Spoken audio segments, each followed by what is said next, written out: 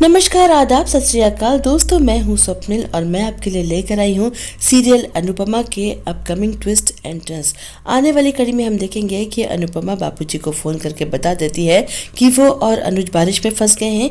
एक घर में उन्होंने शरण ली है जहां कुछ बच्चे पार्टी कर रहे हैं। कुछ और बताना चाहती है लेकिन उससे पहले फ़ोन कट जाता है। ये फ़ोन भी डेड हो गया है। अनुपमा अनुज से कहती है कि आप परेशान मत होइए, बापूजी को मैंने बता दिया है, वो काका को फ़ोन करके सब कुछ बता देंगे। बापूजी को भी इत्मीनान हो जाता है। वो सबसे कहते हैं कि चलो अनु और अनुज दोनों सेफ है और हम लोग भी जाकर सो जाते हैं। वो जीके को भी फ़ोन कर देते हैं। अनुपमा अनुज से कहती है कि ये बच्चे कितने प्यारे हैं लेकिन ये लोग पार्टी कर रहे हैं और हम अंकल आंटी यहाँ बीच में रहेंगे तो इन्हें कैसा लगेगा। अनुज कहता है कि ओ हेलो, मैं कोई अंकल वंकल नहीं हूँ। अनुपमा कहती है लेकिन मैं तो आंटी वंटी हूँ ना, और अंकल आंटी होने में क्या प्रॉब्लम है। बच्चे उनकी फाइट सुन लेते हैं। कहते हैं आप लोग कितने क्यूट लगते हैं फाइट करते हुए।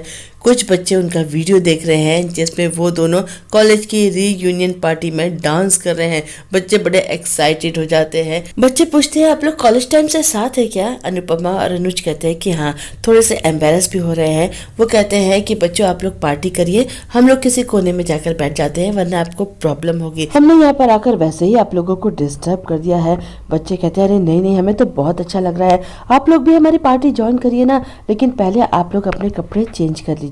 वो लड़का जिसका ये घर है कहता है कि मेरे मम्मी पापा के कपड़े यहाँ पर रखे हुए हैं, आप लोग जाइए और चेंज कर लीजिए। अनुज चेंज करके आता है। वो कैजुअल्स में है, बहुत स्मार्ट लग रहा है।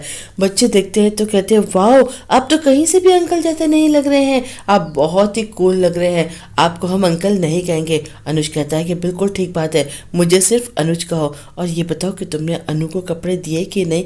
बच्चे कहते हैं कि हाँ हाँ, वो भी चेंज करने गई है। तभी अनुपमा चेंज करके आती है। अनुज उसे देखता रह जाता है। पिंक कलर का सूट उसने पहना है, खुले बाल हैं, बिल्कुल ऐसी ही तो लगी थी अनुपमा जब अनुज ने पहली बार 26 साल पहले उसे कॉलेज में पहली बार देखा था। वो अपने होश खो बैठता है।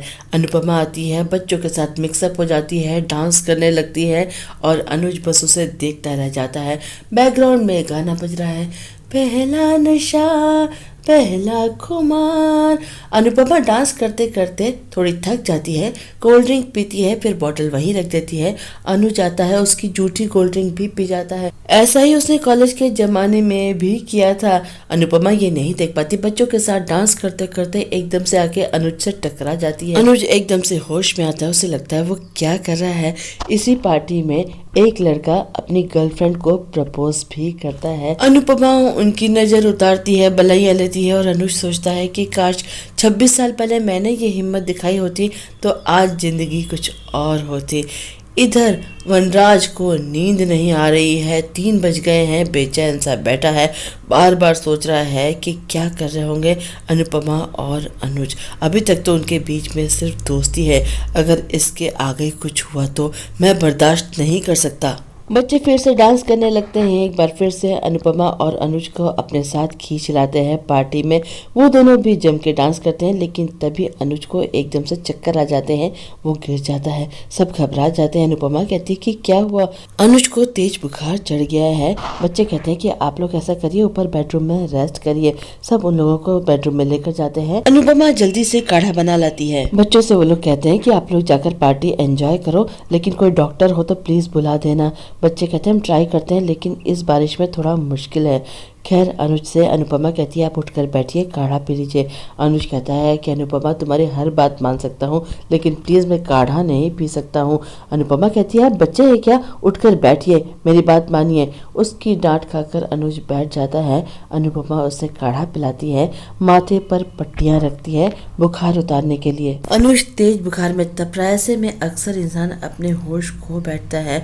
अनुज भी अनुपमा को देखता है तो कहता है अनु अनु मुझे तुमसे कुछ कहना है।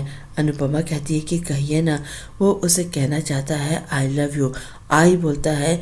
अनुपमा भी जैसे उसकी आंखों में प्यार को पढ़ लेती है, कहती है कहिए ना क्या कहना चाहते हैं। तभी एक लड़का आता है, कहता है आंटी डॉक्टर का फ़ोन नहीं लग रहा है। अनुपमा कहती है कि कोई बात नहीं, मैं यहाँ पर इनकी देखभाल कर रही हूँ, तुम लोग पार्टी एंजॉय करो। वो पलट कर देखती है तो अनुज सो चुका है।